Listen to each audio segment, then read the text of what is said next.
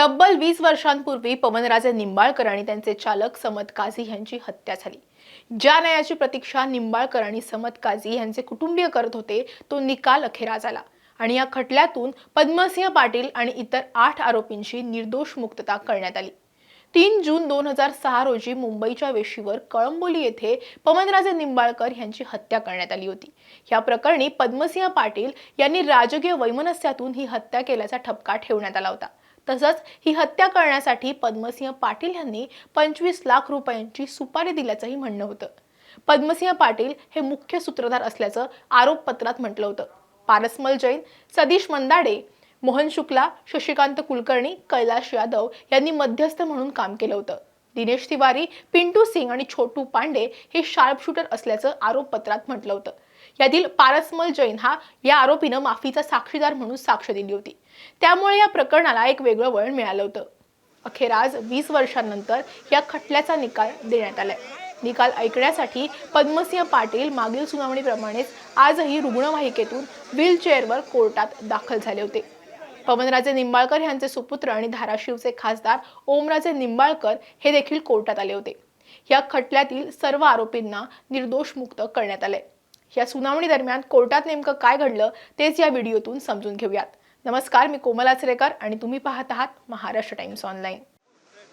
20 वर्षांनी आज 20 जून 2026 रोजी पवनराजे निंबाळकर आणि समत काझी यांच्या हत्याकांडाचा निकाल न्यायालयाने दिला। विशेष सीबीआय कोर्टाचे न्यायाधीश सत्यनारायण नवांदर यांनी हा निकाल दिलाय। आरोपी शार्प शूटर पिंटू सिंग याला बिहारवरून आणण्यात उशीर झाल्यामुळे सुनावणीला उशीर झाला। पवनराजे निंबाळकर ह्या लोकनेत्याची हत्या होणं हे दुर्दैवी असल्याचं न्यायमूर्तींनी सांगितलं। कळंबोली पोलीस, गुन्हे शाखा आणि सीबीआयनं ह्या खटल्याचा तपास केलाय। पारसमल जैन हा आरोपी माफीचा साक्षीदार झाला। अंतिम सुनावणी जवळ आल्यानंतर सरकारी वकील आणि काही सरकारी अधिकारी हे बदलल्यामुळे निर्णयाला उशीर होत असल्याचं न्यायाधीशांनी नमूद केलं। एक आरोपी माफीचा साक्षीदार झाला, त्याच्या साक्षीनं हा खटला चालवला गेला। आम्ही 127 साक्षीदारांच्या साक्षीवर आधारित निकाल देतोय असं न्यायालयानं नमूद केलं। साक्षीदारांमध्ये पवनराजे निंबाळकर यांचे सुपुत्र आणि खासदार ओमराजे निंबाळकर यांच्यासह धाराशिवमधील लोकांच्या साक्षी सुद्धा घेण्यात आल्या होत्या। पूर्व वैमनस्यातून ही हत्या झाल्याचं सुरुवातीस निदर्शनास आलं। पवनराजे निंबाळकर यांनी 2003 ला जिल्हाधिकाऱ्यांना एक पत्र दिलं होतं।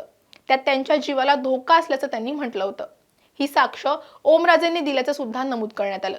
मात्र माफीच्या साक्षीदाराच्या साक्षीवर या खटल्याची भिस्त आहे असंही न्यायालयानं सांगितलं। गुन्हे शाखेनं माफीच्या साक्षीदाराला 8 सप्टेंबर 2009 ला अटक केली होती। मात्र 25 सप्टेंबर 2009 ला ही अटक दाखवण्यात आली। जैन याला मारहाण केली, 15 दिवस ठेवून मारहाण करून औषधे त्याची बंद करून त्याची साक्ष नोंदवण्यात आली हे चुकीचं असल्याचं सुद्धा न्यायालयानं नमूद केलं। या प्रकरणाच्या तपासाचा पाया ठिसूळ असल्याचं देखील निकाल देताना न्यायालयानं सांगितलंय। पोलिसांच्या तपासावर न्यायालयाकडून वारंवार प्रश्नचिन्ह उपस्थित करण्यात आलं। आरोपपत्रात एका पत्राचा उल्लेख करण्यात आला होता। सीबीआयला दिलेलं पत्र कुणी दिलं हे सांगता येत नाही। संबंधित पत्र हे माफीच्या साक्षीदाराचा अर्ज होता। साक्षीदार फितूर झाला। माफीचा साक्षीदार कधी खरं बोलतो तर कधी खोटं बोलतो। त्याची बदललेली साक्ष ही संशयास्पद असल्याचं न्यायालयानं म्हटलंय। त्यामुळे माफीचा साक्षीदार हा दबावात साक्ष देत नाही ना असा प्रश्न उपस्थित झाला। दरम्यान घटनेच्या ठिकाणी मी नव्हतो अशी साक्ष सुद्धा माफीच्या साक्षीदारानं दिली। पोलिसांनी आरोपींचे सीडीआर काढले नाही, मोबाईल सुद्धा तपासला नाही। पोलिसांनी एकाही आरोपीला अटक करताना त्याच्या खिशात नेमकं काय होतं हे देखील तपासलं नाही। आरोपी एकमेकांच्या संपर्कात होते का तेही कळत नाही। प्रश्न न विचारता कबुली जबाब घेतला गेला यावरही न्यायमूर्तींनी आक्षेप घेतला। आरोपींच्या घरातून काही सापडलं नाही असंही कोर्टात निकाल वाचनावेळी नमूद करण्यात आलं। कळंबोली येथे हत्या केल्यानंतर पनवेल येथे आरोपींनी शस्त्र आणि गाडी सोडली आणि ते पळाले। शस्त्र न मिळाल्यामुळे ही केस कमकुवत झाल्याचं सुद्धा न्यायमूर्तींनी स्पष्ट केलं। शस्त्र कुठून घेतली, कुठे वापरली याबद्दलची माहिती देण्यात आलेली नाहीये। त्यामुळे माफीच्या साक्षीदारांना दिलेला पहिला जबाब हा खरा वाटतो, परंतु 2 जबाब एकत्र वाचल्यानंतर तथ्य वाटत नाही असंही कोर्टानं नमूद केलंय। जर माफीचा साक्षीदार हा भरोशाचा नसेल तर विश्वास ठेवण्याजोगा आहे का यासाठी तपास लागतो, पुरावा बघावा लागतो, ॲनालिसिस करावं लागतं।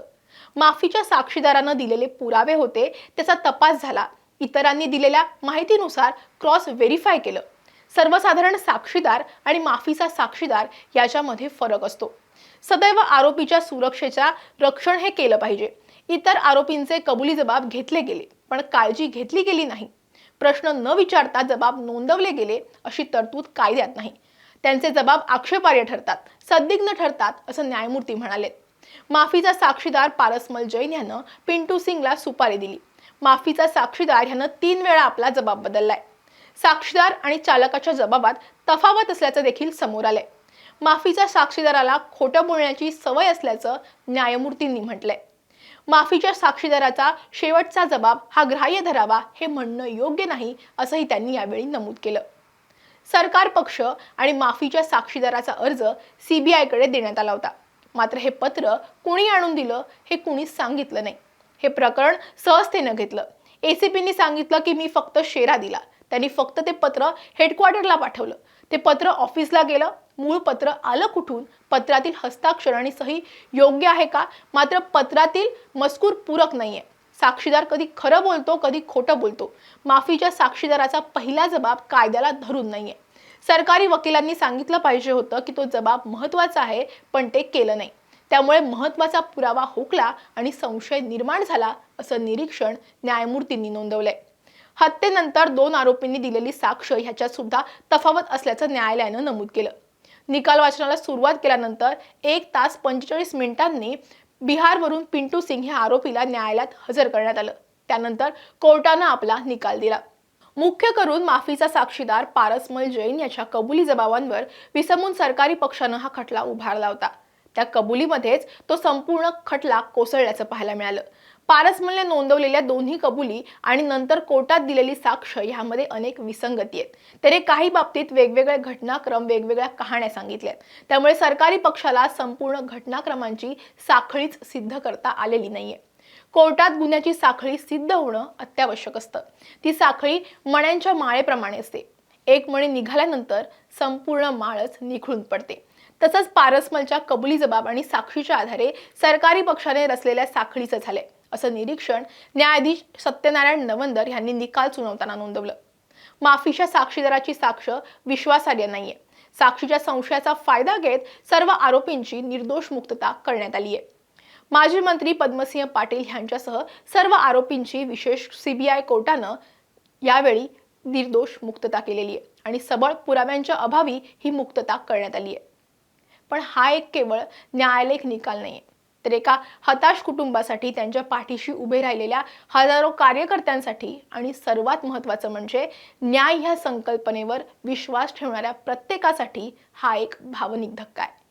कायदा असं सांगतो की 100 गुन्हेगार सुटले तरी चालतील, पण एका निरपराध्याला शिक्षा होऊ नये.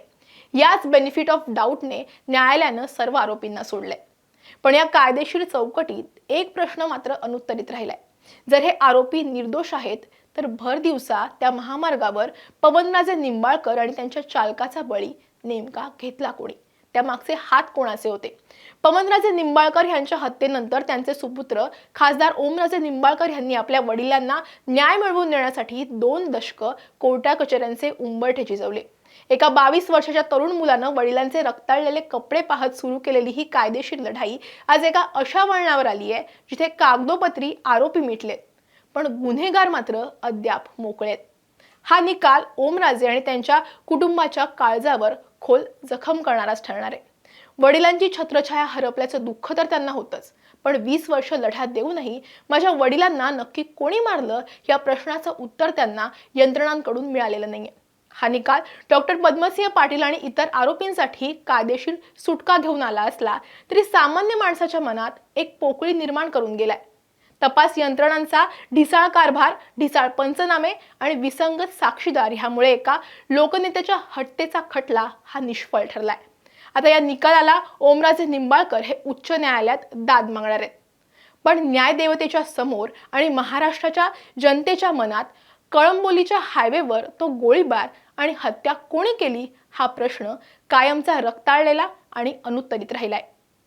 या निकालाविषयीचं तुमचं मत आम्हाला सुद्धा कमेंटमध्ये नक्की सांगा.